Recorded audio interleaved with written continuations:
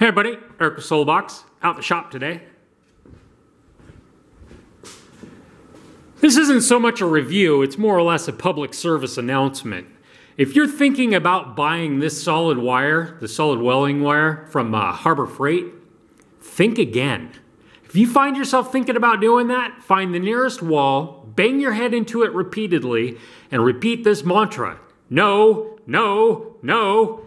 I'm here to tell you, that stuff just absolutely sucks. But I think I found out what the issue is see this here, it says tool disposal. So yeah, I'm thinking you're just supposed to throw this shit straight into the garbage right from the get.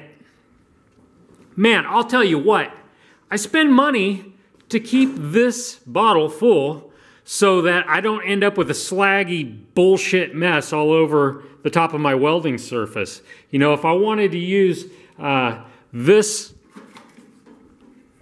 crappy flux core type of shit, which just makes a mess. I keep this around just, you know, if I run out of something and I have to use it, I'll do it. I prefer the solid wire. I'm willing to spend the money to keep the tank full. You know what? This wire is just horrible. It just a shower of bullshit comes out of it. It does not weld even remotely well.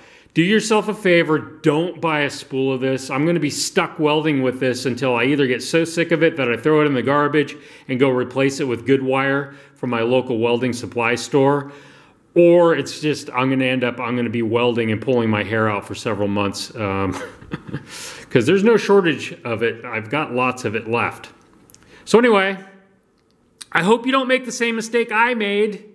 Eric Soulbox, talk to you guys later.